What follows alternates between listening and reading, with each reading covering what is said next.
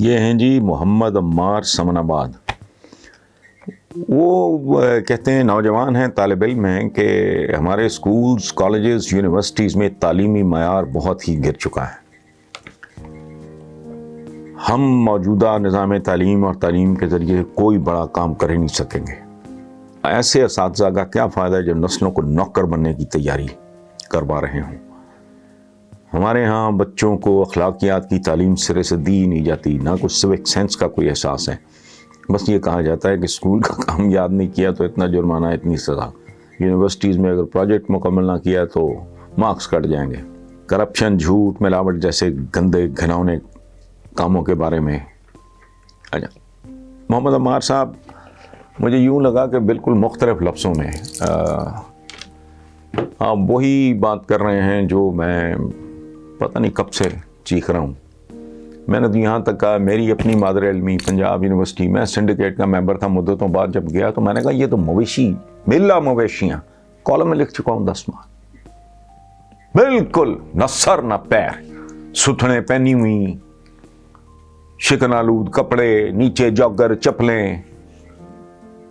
بھئی یہ ادھر خارج کر رہا ہے 10 کا ریبڑ ادھر، 15 کا ریبڑ ادھر، 20 کا ریبڑ ادھر. نہ چلنے کی تمیز ہے، نہ پہننے کی تمیز ہے، نہ کوئی ڈریس کوڈ ہے.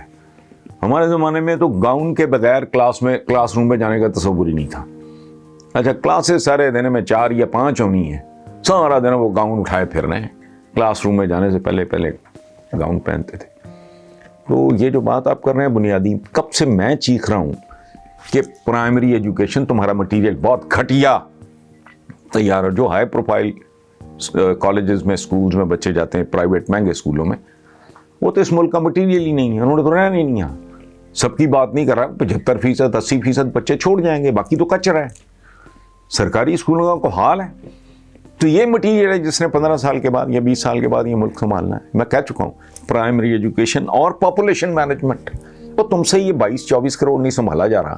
یہ کل جب 35-40 کروڑ ہو گئے تو یہ ایک دوسرے کو نہیں کھائیں گے تو کیا کریں گے؟ ایک دوسرے کو نوچنا، کھانا، بھوڑنا تو آج شروع ہے. سو جو بات آپ کر رہے ہیں ٹھیک ہے، لیکن کون سنے گا؟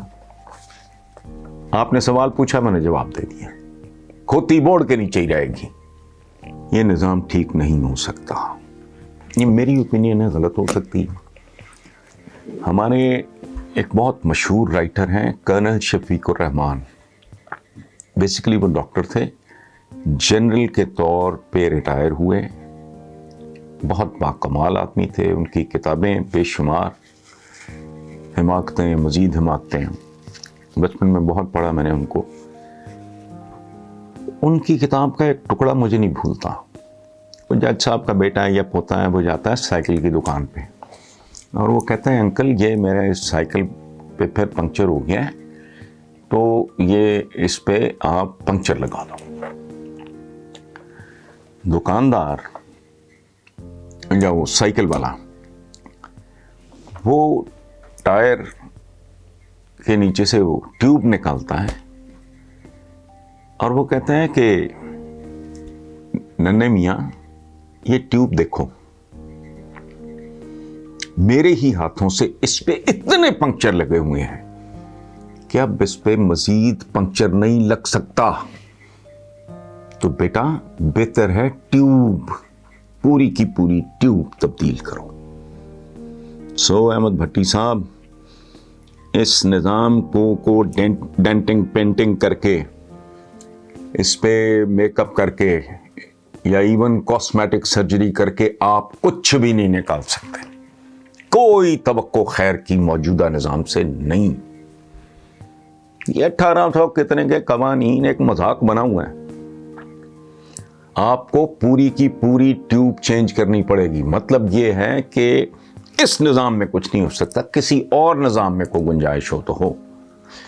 یہ عہد حاضر کے ساتھ، ہماری آج کی ضروریات کے ساتھ، آج کی ہماری امنگوں کے ساتھ، آج کی ہمارے اندرونی حالات کے ساتھ، آج کے گلوبل حالات کے ساتھ یہ لگا ہی نہیں کھاتا. یہ گلا سڑا، بدبودار اور غلیظ ترین نظام ہے. اور بے شمار ماڈلز پوری دنیا میں موجود ہیں. میں تو اکثر کہتا ہوں کہ یہ اتنے گئے گزرے لوگ ہیں یا پتہ نہیں یہ چاہتے ہی نہیں کہ بھائی مختلف جگہ سے اپنے کلچر، اپنی ثقافت، اپنی عادات، اطوار، دین کے حوالے سے تم مختلف جگہ سے پک کر کے بنا لو، یہ تو کوئی اوکھا کام نہیں.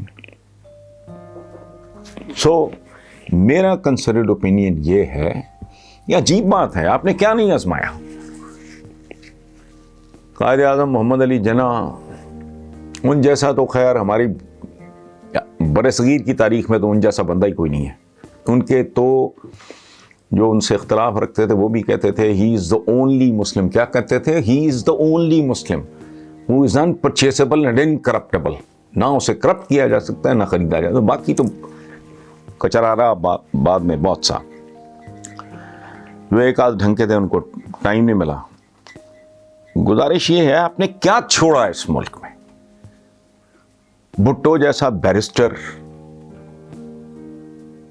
دیکھ لیا، شوکت عزیز جیسا بینکر دیکھ لیا، نواز شریف اینڈ کمپنی جیسا تاجر، اور تاجر بھی وہ جو بہت نیچے سے اٹھ کے اوپر آیا، یعنی پورے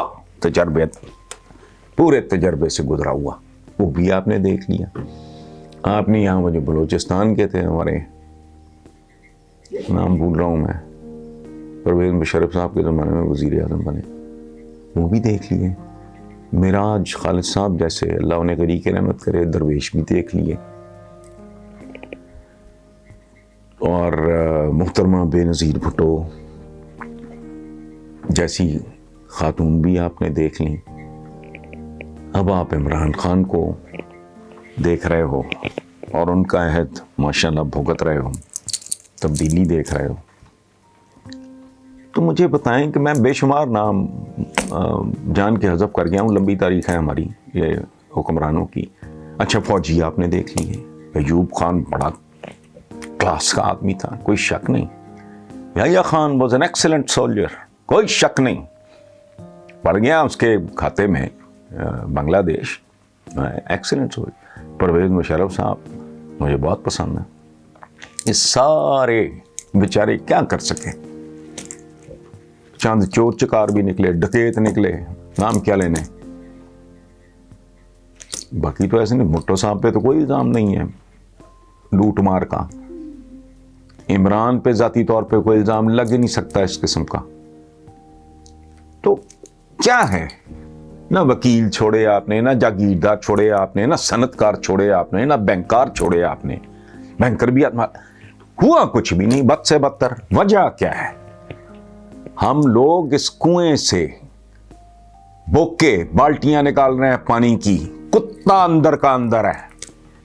جب تک کتا نہیں نکالتے مجھے کوئی تبدیلی دکھائی نہیں دیتی. اور دعا میری یہی ہے کہ اللہ کرے اسی میں وہ معجزہ ہو جائے. میری عقل ناقص ہوگی، میں دعویٰ نہیں کر رہا.